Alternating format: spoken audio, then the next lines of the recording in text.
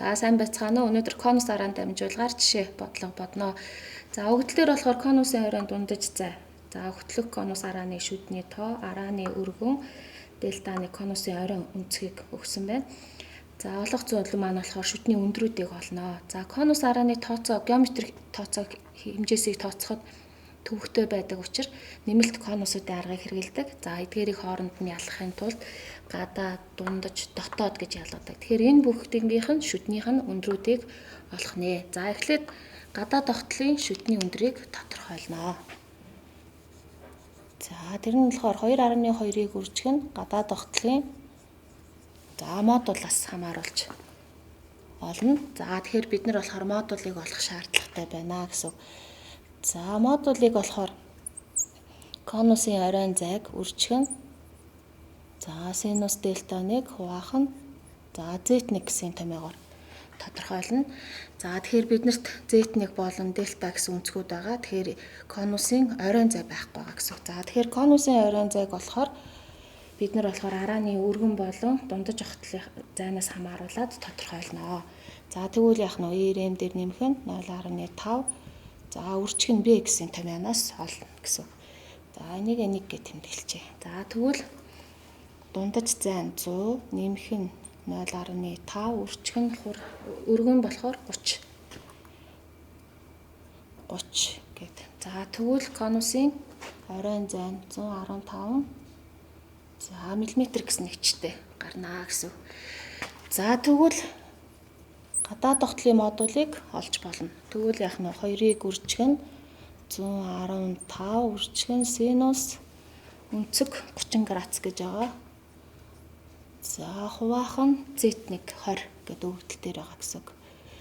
За тэгэхээр хариу 547 мм буюу тэгээ модуль гадаа тогтлын модулыг болохоор заавал стандарт утга шилжүүлдэг. За тэгвэл энэ манайхаар ойролцоогоор 6 мм болно гэсэн. Стандарт утгыг болохоор бие талт болон сургачгийн өснөгтөөс авч болно.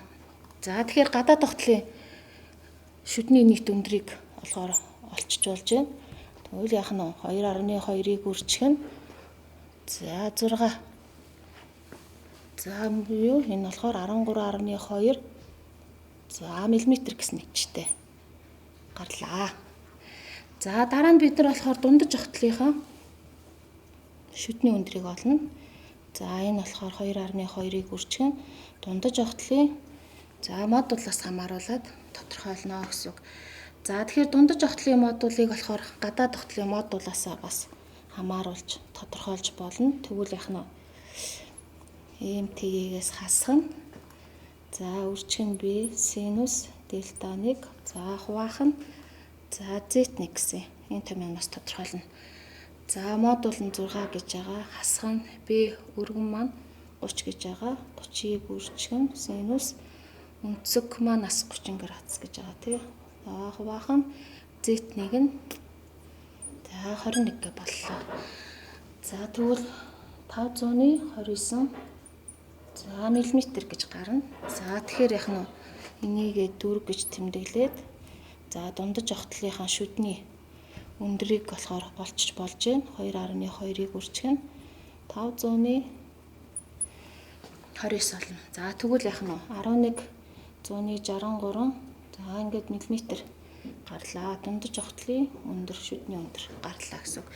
За тэгээд сүүлд нь бид нар болохоор дотоод тогтлынхаа шүдний өндрийг бас одоо олох нь байна. Тэгвэл 2.2-ыг үржих нь дотоод тогтлын модулаас хамааруулад тодорхойлох нь байна. За дотоод тогтлын модулыг бид нар олох шаардлагатай. За тэрийг болохоор диаметрээс хамааруулад тодорхойлно. За хөтлөх дотоод тогтлын модулыг үржих нь z1 гэдэг энэ томьёоноос дотоод тогтлынхаа модулыг олно гэсэн. За тэгвэл яах нь дотоод тогтлын хуваагч тойргийн диаметрийг хуваах нь хөтлөх арааны шүдний тоо олно гэсэн. За тэгэхээр энэ бөмбөнд болохоор хуваагч тойргийнхаа диаметрийг бас олох нэ. За хуваагч тойргийн диаметрийг болохоор гадаа тогтлынхаа хуваагч тойргийн диаметрээс хамааруулад олно. 2-ыг үржих нь синус дельта 1 гэдэг энэ томьёоноос олох нь тий. За тэгэхээр дахиад мэддэхгүй байгаа юм нь болохоор яах нь гадаад тогтлын хуваагч тойргийн диаметрийг болохоор олно. За тэр нь болохоор ЭМТ-ийг үржигэн за Z1 гэдэг. За энэ болохоор олдох боломжтой байх нь тий. За тэгэхээр 6-аг үржигэн Z1. Z1-ийг нь за 21 байгаа. Тэгвэл яах нь 126 за миллиметр боллоо. За энийг 6 гэд тэмдэглэчээ. За тэгвэл яах нь гадаад дотоод тогтлынхаа хуваагч тойргийн диаметрийг одоо олох нэ. За 126 хасах нь 2 үржигэн синус за дельта 1 гэдэг чинь 30 градус байгаа тий. За энэ. За тэгвэл яах нь 96 мм гарах нь. За буцаад бид нар модулыг олчихно. За модуль маань 96 квах нь за Z1 21 гэж байгаа. 21 буюу за манай модуль нь 457. За миллиметр гэсэн хичтэй гарлаа. За тэгээд шүтнийхээ өндрийг олно гэсэн үг. 2.2-ыг үржигэн за 457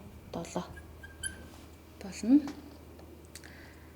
За тэгэхээр шүтний өндөр нь болохоор 10.5 мм болно гэсэн үг. За ингээд бид нэр тухайн конус харааныхаа гадаа дотоод дундаж огтлын шүтний өндрийг тодорхойллоо.